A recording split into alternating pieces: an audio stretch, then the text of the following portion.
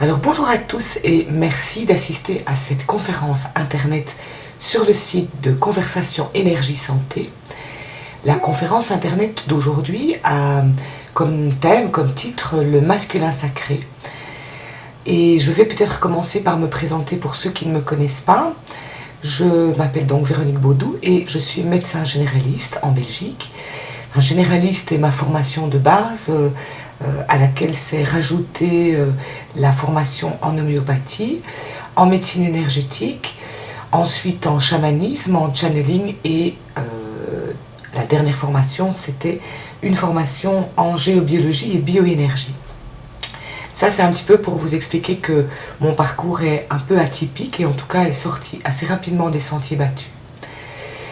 Ce qui m'a amené assez vite à proposer des consultations de type global, donc des consultations dans lesquelles l'ensemble de la santé, des sujets concernant la santé étaient abordés. Je n'ai jamais aimé me focaliser uniquement sur l'aspect mécanique de la santé et encore moins sur un aspect mécanique morcelé, m'occuper uniquement d'un estomac, uniquement d'un orteil ou uniquement d'une main. Pour moi, la santé est quelque chose qui est à prendre dans sa globalité, non seulement dans sa globalité physique, mais également en tenant compte donc, du volet émotionnel et du volet donc, énergétique.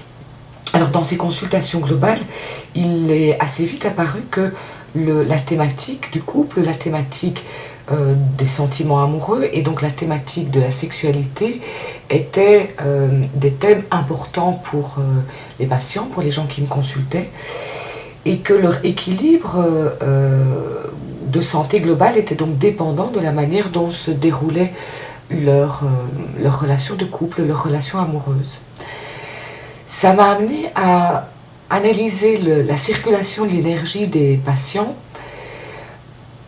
en constatant que lorsqu'il y avait des problèmes de sexualité, l'énergie globale était moins bonne, l'énergie globale circulait moins bien parce que le chakra de la sexualité donc, était soit bloqué, bouché ou en tout cas fonctionnait de façon non suffisante. Et c'est ce qui a motivé un peu toutes les recherches que j'ai faites et qui m'ont amené à écrire le livre Divine Sexualité, donc qui est paru, il va y avoir un an, aux éditions Marcel Broquet, qui est une maison d'édition québécoise. Et c'est un petit peu dans la prolongation de ce livre que le thème du masculin sacré est arrivé. Alors je n'ai pas encore écrit de livre sur ce sujet parce que je pense que je me suis prise au jeu de la technologie moderne et que finalement Internet, les conférences Internet sont des moyens de diffuser des informations tout aussi efficaces, voire plus efficaces que le fait d'écrire un livre. Et donc ce qui m'amène à cette conférence aujourd'hui est donc l'envie de vous parler de ce thème du masculin sacré. Alors le masculin sacré, on n'en entend pas beaucoup parler et je pense que j'ai encore cédé à ma tentation de sortir des sentiers battus et de proposer autre chose que ce qui est présent dans la mode actuelle et qui est le féminisme. En effet, au mois de décembre, j'ai été assez interpellée par toute cette réaction énorme qui a eu lieu après que Carla Bruni, donc la femme de Nicolas Sarkozy, le président français, Carla Bruni a annoncé dans une revue, je ne sais plus laquelle, qu'elle n'était pas féministe. Et ça a créé une série de réactions absolument incroyables. Il y a eu tout un événement sur Twitter où des femmes et des hommes ont répondu à Carla Bruni par des réactions parfois insultantes et en tout cas en l'interpellant et en lui disant « Nous avons encore besoin du féminisme parce que il y a encore des femmes qui se font violer, nous avons besoin du féminisme parce qu'il y a encore l'excision en Afrique, nous avons besoin du féminisme parce que les femmes n'ont pas encore un salaire égal à celui des hommes. » Et donc j'ai eu l'impression qu'il y avait une grande confusion par rapport au mot féminisme. C'est comme si le féminisme était obligatoire lorsque l'on est pour l'égalité des droits entre tous, les hommes et les femmes. Pour moi, on peut être tout à fait prôner l'égalité des hommes et des femmes sans être dans ce mouvement féministe. Un mouvement féministe qui, je trouve, est quand même dans une énergie de combat, une énergie qui est contre l'homme. Donc finalement, ce qui était reproché à Carla Bruni, c'était de ne pas être dans ce combat contre les hommes. Alors que pour moi, les inégalités qui existent, elles ne sont pas de la faute des hommes en général. D'ailleurs, je n'aime pas les généralités, dire les hommes ceci, les femmes cela. Je pense qu'il y a des hommes qui sont pour l'égalité des droits, comme il y a des femmes qui sont pour l'égalité des droits pour tous.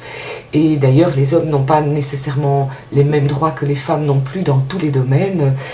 En Belgique, en tout cas, les femmes ont droit à un congé de maternité, alors que les hommes ont un petit congé parental d'une dizaine de jours. Donc, si on veut se lancer dans la guerre, je pense que les hommes ont également des revendications qui pourraient être entendues. Mais donc, ce qui m'a interpellée là-dedans, c'est, et je vais passer pour ça le premier diaporama, la première diapositive, c'est que ce féminisme actif était une énergie de combat. Et pour moi, être contre quelque chose ne permet pas de supprimer cette chose.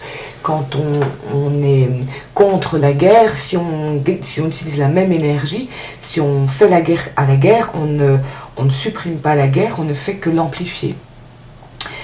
Et sur mon blog, j'ai d'ailleurs eu envie d'écrire un article après ce phénomène Carla Bruni, pour justement inviter tout le monde à réfléchir au fait de ne pas rentrer dans cette énergie de guerre. Et d'ailleurs, moi, en consultation, je remarque que cette espèce d'ambiance de féminisme actif, qui est finalement une énergie très yang, une énergie de combat, finit par provoquer chez les femmes, aux environs de 35 ans, 40 ans, finit par provoquer des dépressions. Parce que cette énergie yang, cette énergie de combat, cette énergie d'être vraiment dans l'action en permanence, c'est une énergie qui ne leur est pas familière, c'est pas leur énergie naturelle. Et donc les femmes sont assez éloignées de ce qui leur fait du bien, de ce qui les ressource, qui est leur énergie beaucoup plus yin, une énergie de réception, une énergie de réceptivité, une énergie d'intuition. Donc quand les femmes sont dans un yang excessif, symbolisé à l'extrême par ce féminisme actif, elles s'éloignent de leur énergie naturelle et elles s'éloignent de leur cycle naturel. J'ai également énormément de consultations où les femmes se plaignent de se sentir déprimées au moment de leurs règles, de se sentir pas comme elles sont d'habitude, et elles s'en veulent, elles se culpabilisent. Là où moi je leur explique que cette partie de leur cycle, la partie du moment des règles, est un moment où, étant en carence un peu d'œstrogène, il est normal qu'elles se sentent moins énergiques, qu'elles se sentent moins actives, et leur besoin naturel à ce moment-là est un besoin plutôt d'entrer dans quelque chose de plus passif, de plus réceptif, de pouvoir se connecter avec leur intuition et de mettre un peu le côté actif de côté. Donc pour moi, ce yang excessif qui est prôné à l'heure actuelle est un piège pour les femmes qui se sentent obligées d'être en permanence dans l'activité alors qu'elles ne savent pas l'être en permanence vu que leur cycle les amène régulièrement vers une période beaucoup plus intérieure mais qu'elles n'écoutent pas. Et de manière globale, une vie de femme aujourd'hui, un agenda de femme aujourd'hui ne laisse pas beaucoup de place à leur énergie féminine naturelle, à leur énergie d'intuition et de réceptivité. Dans ce féminisme actif et cette ambiance, et qui est également, ça qui est un peu étonnant, qui est également prôné par de nombreux hommes, dans cette ambiance où on combat un peu l'énergie masculine, il y a également une perte de repère pour les hommes. Ce qui est transmis aux hommes d'aujourd'hui, c'est être un homme, c'est mal. D'ailleurs, les hommes d'aujourd'hui, les hommes de ma génération à la quarantaine, ont été élevés par des mères qui étaient justement qui avaient été jeunes pendant les années 70, donc au moment vraiment de la montée du féminisme. Et donc ces mères ont transmis à leurs fils ne sois pas comme ton père, ne sois pas un macho, ne sois pas un homme égoïste. Et donc elles ont transmis à leurs petits garçons devenus aujourd'hui des hommes, elles ont transmis une image du masculin qui n'était pas positive. Et donc, les hommes sont des hommes, ils le savent, ils ont un corps d'homme, mais le modèle d'homme auquel ils peuvent se raccrocher, le modèle auquel ils peuvent s'inspirer, est plutôt un modèle qui a été critiqué par leur mère, par les femmes qui étaient leurs éducatrices, institutrices, etc. Donc actuellement, l'état des lieux, c'est que les femmes veulent essayer d'être comme des hommes et de développer leur énergie masculine à l'excès. Elles se retrouvent au bout d'un certain nombre d'années, une dizaine d'années dans la vie active, elles se retrouvent en état de dépression ou en burn-out. Et les hommes, eux, sont affaiblis dans leurs repères, ils ne savent plus ce que c'est être un homme. Ou en tout cas ils assimilent que être un homme c'est mal et qu'ils doivent en permanence se racheter d'être un homme. Alors à l'heure actuelle, on observe aussi qu'il y a énormément de bouleversements dans les relations. Au moment de cette fin du monde du mois de décembre, moi ce que je sentais beaucoup se préparer au sein des familles, au sein des couples, c'était des désirs de sortir du rapport dominant-dominé. Et donc le fait de sortir des rapports dominant-dominé, ça ne veut pas du tout dire, je ne suis pas en train de dire qu'on est en train de combattre la tyrannie masculine, parce que ça a été combattu déjà dans les années 70. Il y a plusieurs formes de dominance, il y a plusieurs manières d'établir sa domination. La dominance de type yang, c'est en effet la tyrannie, le fait d'être un peu dictateur, le fait d'imposer sa vision. Tandis que la dominance yin, qui existe également, c'est plutôt la dominance de type victime, donc une dominance de manipulation, et qui existe aussi. Et il n'y a pas que les hommes qui sont à même d'utiliser la dominance yang, comme il n'y a pas que les femmes qui utilisent la dominance yin. C'est tout à fait mélangé. Il y a des hommes qui utilisent la dominance yin en jouant les victimes, et il y a des femmes qui utilisent la dominance yang en étant tyranniques et autoritaires.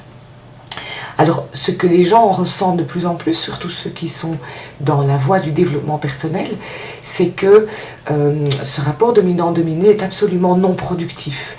Parce que finalement, il n'y a pas de gagnant, il n'y a que deux perdants. On sort toujours de ces échanges dominant-dominé, soit avec la désagréable sensation de s'être fait avoir, soit avec l'espèce de plaisir malsain d'avoir gagné le combat. Beaucoup d'entre nous n'avons plus envie ni de l'un ni de l'autre, et donc on est à la recherche de relations qui sont de type win-win, de type gagnant-gagnant. Mais en même temps que cette aspiration intérieure existe, il y a également une confrontation d'une part avec une résistance extérieure, donc les personnes qui utilisent encore les anciens modes de fonctionnement, donc l'ancienne énergie, l'énergie de la domination, résistent très fort au changement relationnel. Donc quand on est dans le souhait de proposer des relations gagnant-gagnant, on s'oppose parfois à des résistances extérieures, nos interlocuteurs perdent leurs repères et comme ils sont dans la peur du changement, réagissent parfois d'une manière assez agressive ou en tout cas n'arrivent pas à rentrer dans l'échange gagnant-gagnant. Mais également, nous sommes confrontés à une résistance intérieure.